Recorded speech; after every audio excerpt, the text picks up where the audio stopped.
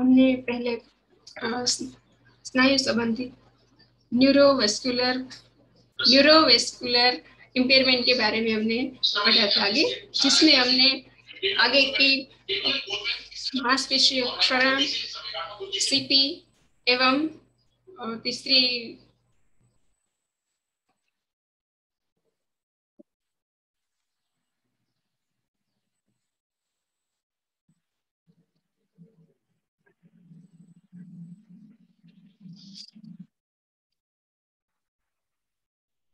हमने पढ़ा था न्यूरोमस्कुलर इम्पेयरमेंट में हमने देखा कि उसके 5 टाइप की प्रकार की विकलांगताएं आती है, जिसमें हमने आगे पढ़ा था सीपी के बारे में, मांसपेशीय क्षरण एवं द्विशाखी रीढ़ के बारे में हमने आगे पढ़ा था। तो आज आगे इसके आगे उसमें आता है सेरेब्रोवेस्कुलर एक्सीडेंट, जो उसका दूसरा नाम स्ट्रोक भी है, उसके बारे में आज हम पढ़ेंगे।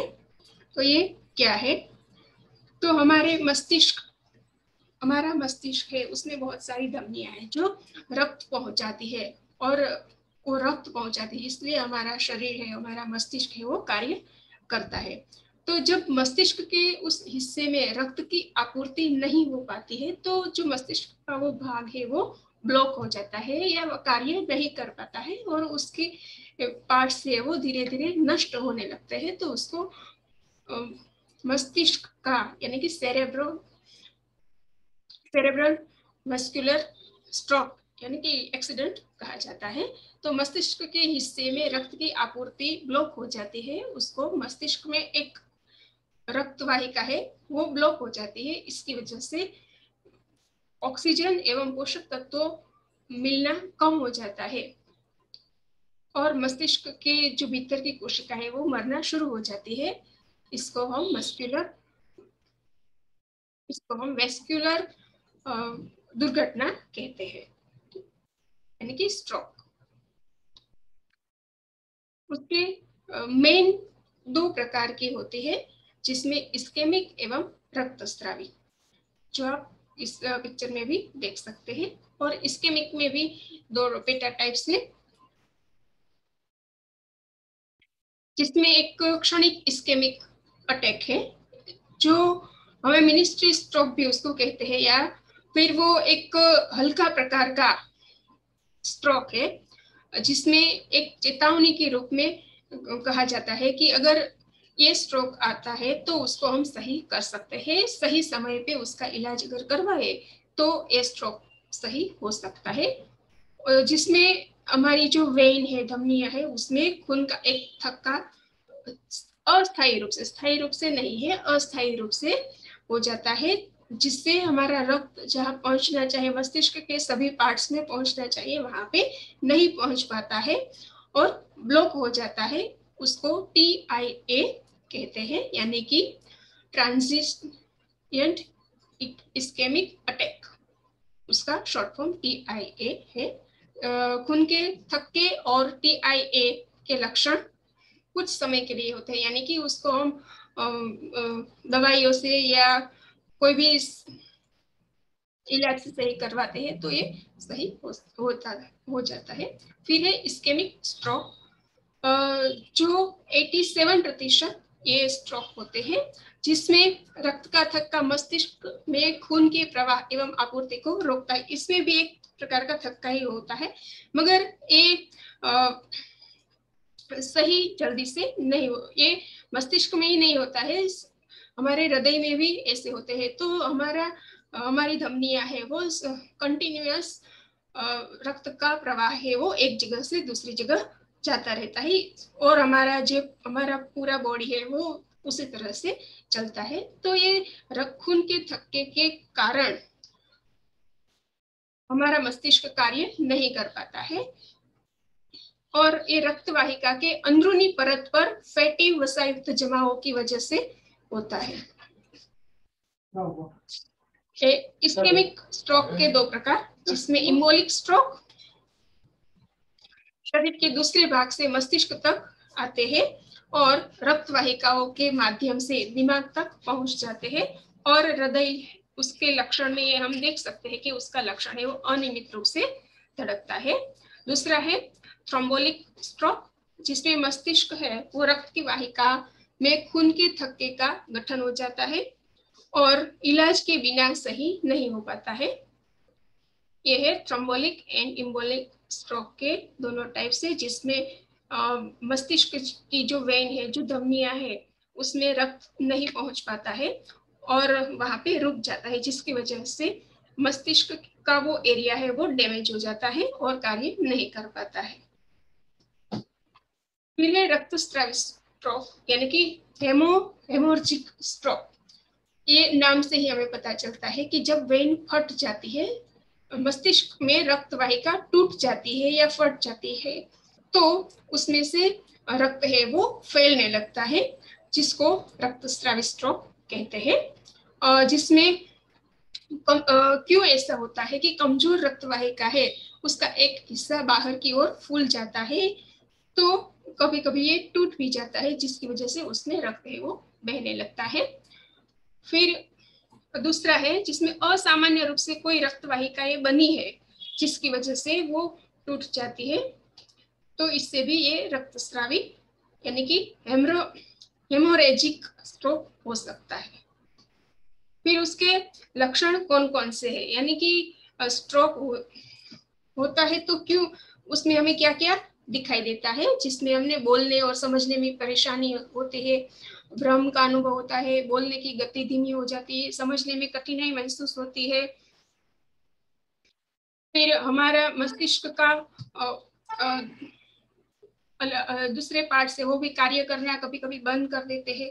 फिर कोई हाथ पैर और उसके पूरे बॉडी पे भी उसकी असर होने लगती है, यानी कि पक्षाघात या लकवा चेहरे बाह या पैर में भी सुन्नता हो जाती है और कमजोरी महसूस होती है। एक ही समय में अपने सिर पर अपने दोनों, अगर ऐसा है तो अगर हम एक एक्सरसाइज करेंगे कि दोनों हाथ अगर हमें उठाने हैं तो नहीं उठ पाते हैं, क्योंकि उस पर हमारा कंट्रोल नहीं रहता है, एक हाथ गिर जाता है। और होठ न उठे, अगर हंसने का प्रयत्न करें तो भी हम नहीं हंस सके, हमारे होठ पे हमारा नियंत्रण नहीं रहता है, या ये सब निशानी है कि इसको स्ट्रोक हो सकता है। एक या दोनों आंखों में देखने में परेशानी हो सकती है, धुंधला दिखाई दे और सब कुछ दो दो नजर आए, अंधेरा छा जाए, ये भी एक स्ट्रोक की निशानी है। फिर सिर दर्द होना, अचानक बहुत ज्यादा सिर दर्द होना, उल्टी चक्कर, बदलती चेतना, चलने में परेशानी होना, अचानक चक्कर आना, संतुलन एवं समन्वय की हानि, ये सब लक्षण है वो स्ट्रोक के लक्षण है। ये क्यों होता है, इसके कॉजेस क्या क्या हो सकते हैं स्ट्रोक के कॉजेस, जिसमें उसके टाइप के हिसाब से उसके कारण हम देखते हैं। जिसमें इस्केमिक स्ट्रोक के कारण है जब मस्तिष्क की जो धमनियां है वो संकुचित हो जाती है, तो रक्त का प्रवाह है वो आगे नहीं बढ़ सकता है, तो रक्त के प्रवाह में गंभीर रूप से कमी आ जाती है, यानी कि मस्तिष्क को पूरी तरह से रक्त नहीं मिलता है, इसलिए ये इस्केमिक स्ट्रोक हो सकता है। जिसमें हमने आगे भी देखा कि इस्केमिक स्ट्रोक के दो टाइप्स हैं, थ्रोम्बोलिक और दूसरा जिसमें थ्रोम्बोलिक का है क्या रीजन हो सकता है, तो मस्तिष्क में जो रक्त की आपूर्ति करने वाली धमनियां है उसमें एक थक्का, धमनी के अंदर रक्त का थक्का बन जाता है, जिसकी वजह से खून है वो मस्तिष्क को पूरी तरह से नहीं मिल पाता है। धमनियों एवं कम रक्त का प्रवाह, एथेरोस्क्लेरोसिस, यानी कि रक्त के थक्के मस्तिष्क से सामान्य रूप से दूर किए जा चुके हैं, फिर भी दूसरी जगह से, यानी कि पूरे बॉडी में कहीं ना कहीं दिल में या कहीं पे भी वो थक्के हैं, जिसकी वजह से धमनियों के द्वारा मस्तिष्क में प्रवेश करते हैं और खून के प्रवाह के साथ साथ ये प्रवेश कर जाते हैं, जिसकी वजह से ये स्ट्रोक हो सकता है। फिर रक्तस्रावी स्ट्रोक क्यों होता है, यानी कि वो धमनियां फट जाती है। तो ये क्यों होता है? तो कभी कभी रक्त वाहिका है वो लीक करती है या टूट जाती है, जिससे मस्तिष्क में रक्तस्राव होता है, जिसमें ब्लड प्रेशर, अनियंत्रित ब्लड प्रेशर, रक्त वाहिका की जो दीवार है वो कमजोर होना, उसमें हल्के स्पॉट्स या दाग होने की वजह से रक्तस्राव यानी कि धमनी टूट सकती है, फट सकती है, जिसकी वजह से हेमरेजिक स्ट्रोक हो सकता है। तो इससे हम बचाव कैसे कर सकते हैं? पहला कि हमारे पास कौन कौन से रीजन है, ये स्ट्रोक होने के रीजन है, उसको हम नियंत्रित करेंगे तो हम स्ट्रोक होने से बच सकते हैं। जिसमें पहला है उच्च रक्तचाप को हम अगर नियंत्रित करें, हाई ब्लड प्रेशर है उसको हम नियंत्रित करें तो स्ट्रोक से हम बच सकते हैं। तो रक्तचाप को कम करने के लिए हम अलग अलग एक्सरसाइज कर सकते हैं। तनाव, हमारे पास अगर कोई तनाव है तो तनाव का प्रबंधन करें। कोई भी कार्य के लिए कोई तनाव है तो कार्य हम कैसे कर सकते हैं सही से, बिना तनाव के कैसे कर सकते हैं, और हमारी जो लाइफस्टाइल है उसमें कोई चेंजेस करके हमारे तनाव को हम कम कर सकते हैं। सही खान पान व स्वास्थ्य, स्वस्थ जीवन जीने से हमारा रक्तचाप है, हाई ब्लड प्रेशर है वो कम हो सकता है। पौष्टिक आहार खाए, सात्विक भोजन ले और व्यायाम करे, और कुछ दवाइयाँ अगर कोई दूसरी बीमारी है तो उसके रिलेटेड कोई दवाइयाँ डॉक्टर ने लिख दी है तो दवाइयाँ ले, और उच्च रक्तचाप की भी डॉक्टर्स दवाई देते हैं, वो दवाइयाँ नियमित रूप से लेने से हाई ब्लड प्रेशर है वो कम नियंत्रण में रहता है, अगर है तो। और नहीं है तो भी ये हाई ब्लड प्रेशर ना हो इसके लिए भी हमें अपनी लाइफस्टाइल ऐसी अच्छी बनानी चाहिए जिससे ये स्ट्रोक की संभावना कम हो सके।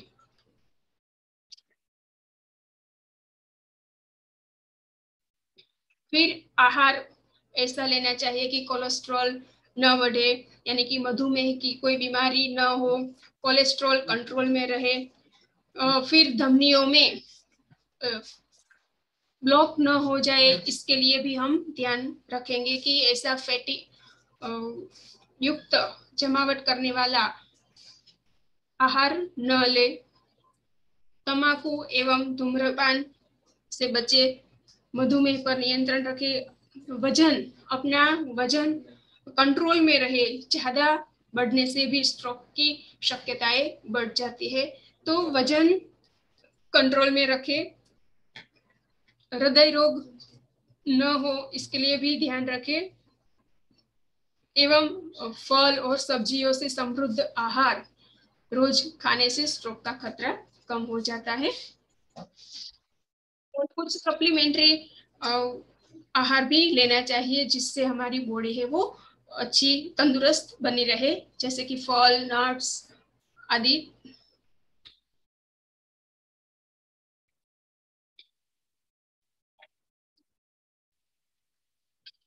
और नियमित रूप से व्यायाम करना चाहिए। पहले अगर धीरे धीरे थोड़ा 10 मिनट, 5 मिनट, फिर 30 मिनट तक की गतिविधि, व्यायाम जैसे चलना है, जॉगिंग, तैराकी, साइकिल चलाना आदि व्यायाम करेंगे तो भी हम स्ट्रोक के खतरे से बच सकते हैं। अगर कोई स्लीप डिसऑर्डर है तो उसके लिए भी हम डॉक्टर की सलाह लेकर उसको सही कर सकते हैं। ठीक है, तो ये सब है स्ट्रोक से बचने के अलग अलग उपाय, जिसमें नशीले पदार्थ, अवैध नशीले पदार्थ है जैसे कोकेन है, मेथाम्फेटामाइन आदि भी नहीं लेना चाहिए जिससे धमनियों को ये पतला करती है। फिर इसका परीक्षण हम कैसे करवाएंगे? तो स्ट्रोक का परीक्षण, डायग्नोसिस ऑफ स्ट्रोक, जिसमें शारीरिक परीक्षा, रक्त परीक्षण, CT scan, MRI, carotid ultrasound, cerebral angiogram, echocardiogram, transoesophageal echocardiogram, ये सब अलग अलग परीक्षण के नाम हैं जिसके आधार पर ये हम डायग्नोसिस करवा सकते हैं, निदान करवा सकते हैं कि स्ट्रोक है या नहीं है। इसके इलाज क्या है? में क्षणिक इस्केमिक अटैक TIA के उपचार है वो हम कर सकते हैं। यानी ये एक सामान्य प्रकार का अटैक है तो इसको दवाइयाँ लेने से सही कर सकते हैं, जिसमें है एंटीप्लेटलेट्स एवं एंटीकोआगुलेट्स जो खून के घटक के आपस में चिपकने की एवं थक्का बनाने की संभावना को कम करती है। फिर एस्पिरिन है, क्लोपिडोग्रेल है, एंटीप्लेटलेट्स दवाइयाँ ये, और एंटीकोआगुलेट्स है जो प्रोटीन को बनाने से रोकती है और थक्के जमाने की लिए जो जिम्मेदार प्रोटीन है उसको वो नहीं बनाने देती। तो ऐसी कुछ दवाइयाँ है जिससे सामान्य स्ट्रोक है जो पहला टाइप हमने पढ़ा था कि क्षणिक इस्केमिक अटैक है, उसको हम दवाइयों से सही कर सकते हैं।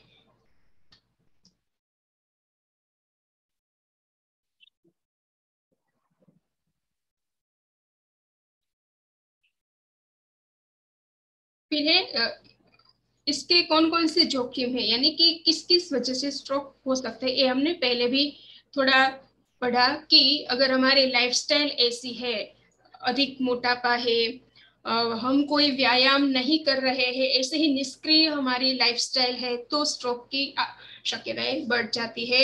ज्यादा शराब का सेवन एवं हानिकारक कोई पेय पीते हैं, कोकेन और अवैध कोई दवाइयाँ लेते हैं, हाई ब्लड प्रेशर है, सिगरेट पीते हैं, उच्च कोलेस्ट्रॉल है, मधुमेह है, स्लीप एपनिया है, हृदय रोग है, तो ये सब तो स्ट्रोक होने की शक्यताएं बढ़ जाती है।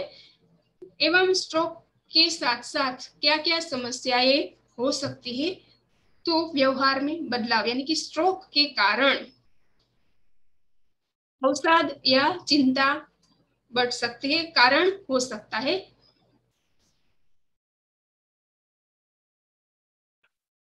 दूसरों के साथ सामाजिक होने में परेशानी आना एवं आवेगी होना, बोलने में कठिनाई होना, यानी कि स्ट्रोक की वजह से हमारे जो मस्तिष्क पे दुष्प्रभाव पड़ा है, मस्तिष्क जिसकी वजह से हमारी मांसपेशियां यानी कि बोलने की जो अलग अलग ऑर्गन्स है उस पर भी असर पड़ती है, जिसकी वजह से बोलने एवं निगलने संबंधी समस्याएं आती है, दूसरे लोगों को समझने में परेशानी हो सकती है, बोलने पढ़ने में भी परेशानी हो सकती है। फिर स्तब्ध या होना या दर्द होना, स्ट्रोक है वो शरीर के कुछ हिस्सों को स्तब्ध होने जैसी स्थिति पैदा कर देती है, जिससे वो दर्दनाक होती है, यानी कि उससे सेंसेशन कम हो जाता है। मस्तिष्क की चोट तापमान को समझने की क्षमता को कम कर देती है, यानी कि हमारा सेंसेशन कम हो जाता है और केंद्रीय स्ट्रोक दर्द के रूप में जाना जाता है, इसको ऐसा कहते हैं। और इसका इलाज भी नहीं है, यानी कि मुश्किल है तो भी मुश्किल है।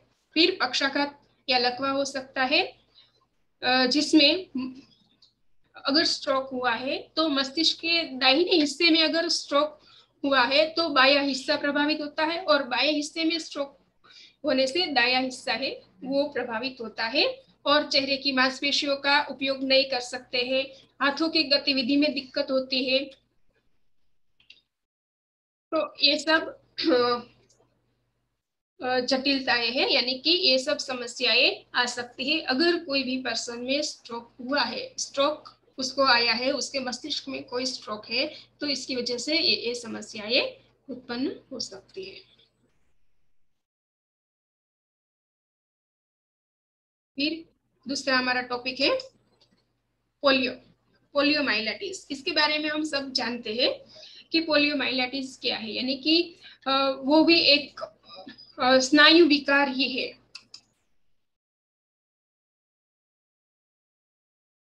तो पोलियो क्या है, यानी कि उसको बाल पक्षाघात भी कहते हैं, क्योंकि ये 0 से 5 साल के बच्चों में होता है। इसलिए इसको बाल पक्षाघात भी कहते हैं। और वो कहाँ होता है, तो प्रदूषण युक्त वातावरण में ये वायरस होता है, जिसकी वजह से बच्चों में ये संक्रमित होता है।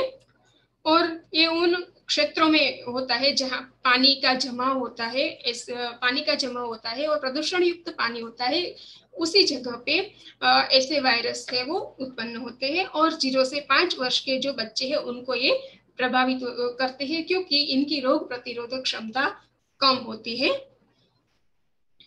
इसलिए इसको बाल पक्षाघात भी कहते हैं। और ये वायरस है, वो वायरस बच्चे के शरीर में नाक, मुंह, गुदा इत्यादि के माध्यम से स्पाइनल कॉर्ड का जो हमारा इंटीरियर हॉर्न सेल है उसमें अंदर चला जाता है, जिससे बच्चा है वो अक्षम हो जाता है। और भोजन, पानी, गुदा तथा श्वसन के माध्यम से भी ये शरीर में प्रवेश कर जाता है और स्पाइनल कॉर्ड को असर करता है, जिससे हमारी स्पाइनल कॉर्ड की जो इंटीरियर नर्व रूट की जो मांसपेशियां है वो क्षतिग्रस्त हो जाती है और शिथिल हो जाती है। पोलियो के 3 वायरस है, जिसमें लियोन, लेसिंग एंड ब्रोनसाइन, ये 3 प्रकार के वायरस है जिसकी वजह से पोलियो हो सकता है। जो हमारी स्पाइनल है उसमें मांसपेशियों को वो अल्पकालीन एवं स्थायी रूप से क्षति पहुंचाती है,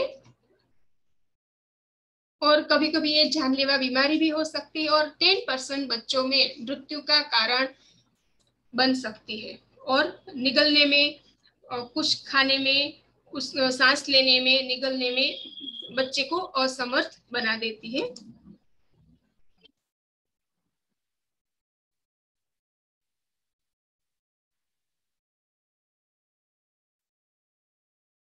जिसमें ब्रेन स्टेम या अनुमस्तिष्क पर प्रभाव पड़ता है। इस वायरस के हिसाब से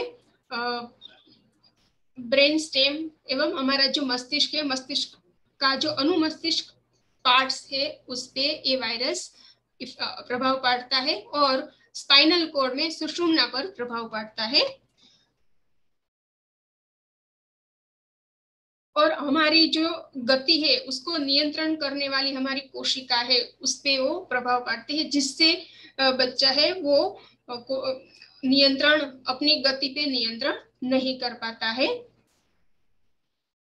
और ये खराब कोई स्थिति है, पोषण की स्थिति खराब है और शौचालयों की कमी है, वहां पे ये पोलियोग्रस्त मल बच्चों की मल से यह वायरस स्वस्थ बच्चे के मुंह तक पहुंच जाता है, और वायरस से पीने के पानी, खाद्य पदार्थ, मक्खियों के द्वारा, गंदे हाथों द्वारा पहुंचकर दूसरे बच्चों को प्रभावित करता है, एवं खांसी के द्वारा भी प्रभावित करता है, और लगभग 2 सप्ताह तक ये प्रभावित होता है, बाद में ये असर नहीं करता है। कोई भी बच्चा सोता है तो उसके पास दूसरा बच्चा सोता है तो उसको भी ये संक्रमित कर देता है। यानी कि 2 सप्ताह के बाद अगर किसी के साथ वो संपर्क में आता है तो वो नहीं संक्रमित करता है, मगर 2 सप्ताह से पहले अगर किसी के साथ संपर्क में आते हैं तो वो संक्रमित कर देता है। और लड़कियों की अपेक्षा लड़कों को ये अधिक प्रभावित करता है।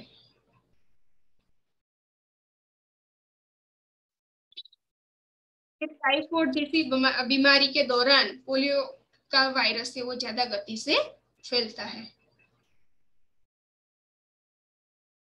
इसके लक्षण कि किसी को पोलियो हुआ है उसका लक्षण क्या क्या पाया जाता है, तो तीव्र ज्वर, सिर दर्द, शरीर में दर्द, उल्टी आना, मांसपेशियों शिथिल हो जाना, लकवाग्रस्त कोई भी प्रभावित अंग होना या अंग में संकुचन होना, तो उसको, एवं घुटने के झटके एवं अन्य प्रभावित अंग कट जाना, समाप्त हो जाना, एवं कोई एक अंग प्रभावित हुआ है तो इसकी कंपेयर में दूसरा अंग है वो ज्यादा मजबूत हो जाता है, तो एक अंग का कार्य दूसरा अंग है वो कर लेता है।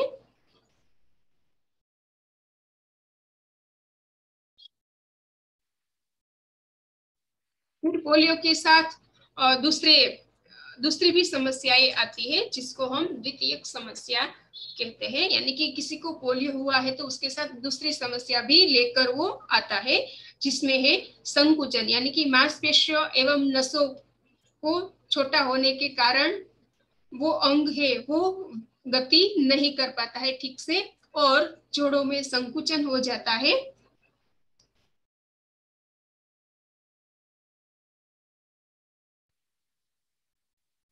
फिर द्वितीयक समस्या में पहला संकुचन है, दूसरा है अंगों का जोड़ से हटना। यानी कि कभी कभी मांसपेशियां सूख जाने के कारण अपना कार्य सही से नहीं कर पाती है, तो वो जोड़ अंग से खिसक जाता है, जिसमें घुटना, कंधा, कूहनी, कलाई आदि है वो अपनी जगह से दूसरी जगह चले जाते हैं, खिसक जाते हैं, जिसकी वजह से बच्चों को परेशानी होती है।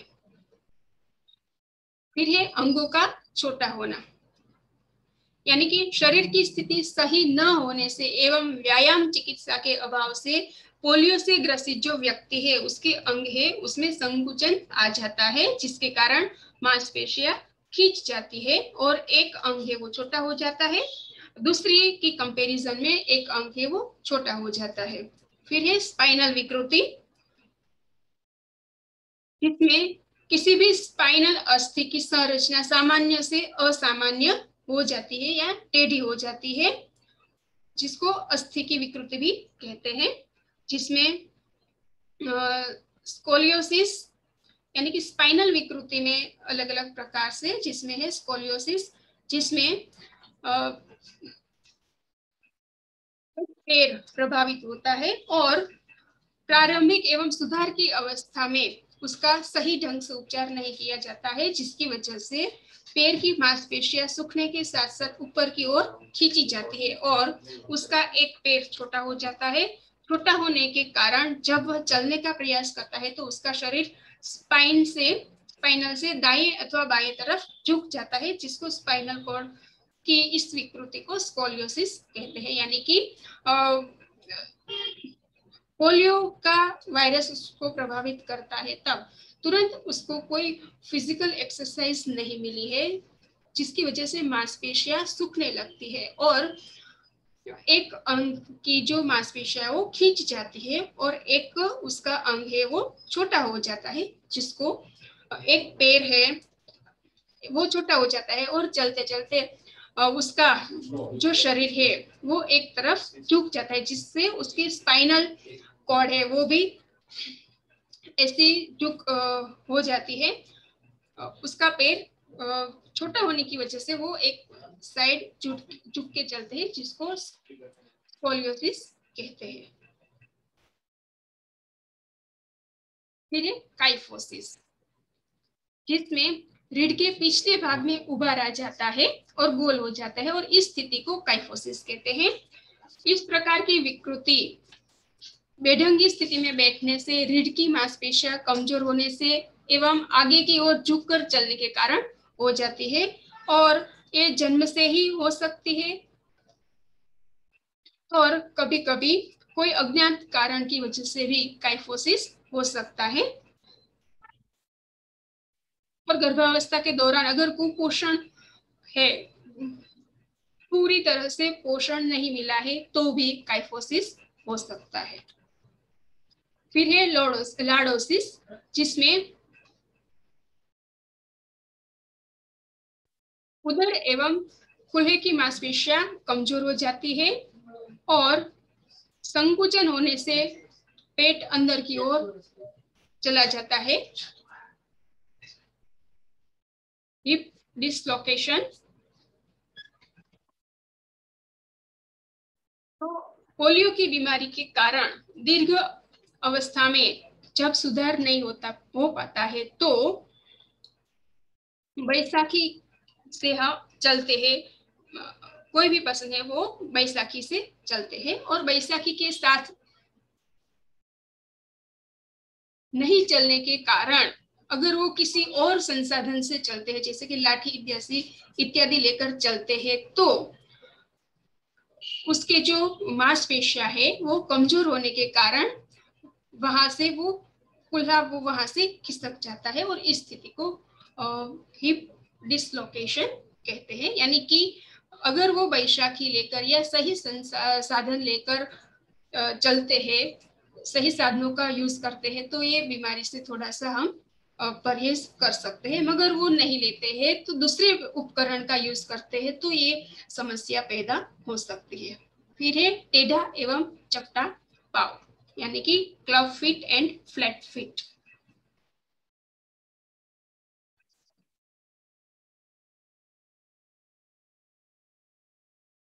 यानी कि पोलियो होने की वजह से जब पैर छोटा हो जाता है, तो चलते समय झुक के चलना, कुछ दिनों तक इसी अवस्था में रहने से पैर के टखने वाले जो जोड़ में संकुचन आ जाता है, और साथ ही पैर या तो अंदर की ओर चला जाता है या फिर बाहर की ओर मुड़ जाता है। तो कभी कभी पक्षाघात के कारण भी पैर में विकसित न होने के कारण ये वक्र का विकास रुक जाता है, और पैर है वो चपटा हो जाता है। फिर है माइलो मेनिंगोसिल। तो माइलो मेनिंगोसिल में क्या होता है कि संवेदना पूर्ण रूप से अक्षम हो जाती है, जिससे स्पर्श तथा दर्द का ज्ञान नहीं होता है, और यह अक्षमता स्पाइनल कॉलम के भाग में या दोनों पैरों में दिखाई देती है, और चलने में समस्या आती है। तो ये सब अलग अलग टाइप से कि पोलियो में क्या क्या द्वितीयक समस्याएं क्या क्या होती है। तो द्वितीयक समस्या में है a hip dislocation, club feet, flat feet, myelomeningoceles, kyphosis and scoliosis. ये सब समस्याएं अद्वितीयक समस्याएं है। यानी कि अगर पोलियो हुआ है और उसका सही से इलाज नहीं किया है, या पोलियो की वजह से ये समस्याएं, दूसरी समस्या भी उसके साथ आती रहती है। फिर हम देखते हैं कि जो पोलियो हुआ है वो सिर्फ फिजिकल रूप से हमें दिखाई देता है, यानी कि मांसपेशियों में संकुचन होने की वजह से होता है। तो उसका मेंटली इंटेलिजेंट, यानी कि मेंटली उसकी स्थिति है वो सही है, उसका आईक्यू सही है, तो उसको हम शैक्षणिक प्रबंधन के लिए नॉर्मल स्कूल में भेज सकते हैं, और उसका वो नॉर्मल बच्चों के साथ पढ़ सकते हैं। उसका उसके लिए उसको सिर्फ ऐसा बैरियर फ्री एनवायरमेंट होना चाहिए। वो अलग अलग उपकरणों का यूज करके वहां तक पहुंच सकते हैं, तो इसके लिए स्पेशल स्कूल की आवश्यकता नहीं रहती है। फिर है उससे हम बचाव कैसे करें, यानी कि पोलियो का बचाव कैसे करें। वो हमें पता है कि अभी पोलियो के केसेस बहुत कम हो गए हैं, क्योंकि सभी में अवेयरनेस बढ़ गई है। तो अवेयरनेस की वजह से जन्म के समय, जन्म के बाद समय समय पे 5 साल तक कंटिन्यूअस टीकाकरण करवाना चाहिए। यानी कि अगर सही समय से हम टीकाकरण करवाते हैं बच्चों का, तो ऐसी बीमारी से बच सकते हैं। और वैसे भी हम हमारी गवर्नमेंट WHO के द्वारा ये अवेयरनेस बहुत फैलाई गई है कि किसी को पोलियो का पोलियो की बीमारी किसी बच्चे को न हो। इसके लिए हम अपना वातावरण भी सही रखेंगे, वातावरण में गंदगी न फैलाए, जिससे ऐसी बीमारी के जो वायरस है वो उत्पन्न न हो, एवं बच्चों में रोग प्रतिरोधक शक्ति बढ़े, ऐसा खुराक उसको दे, पोषक आहार देंगे, और समय समय पे टीकाकरण करवाएंगे, तो हम इस बीमारी से बचेंगे। वैसे भी भारत है वो पोलियो मुक्त जाहिर हो गया है, फिर भी आगे भी किसी को ये बीमारी ना हो, इसके लिए हम कंटिन्यूअस प्रयास करेंगे।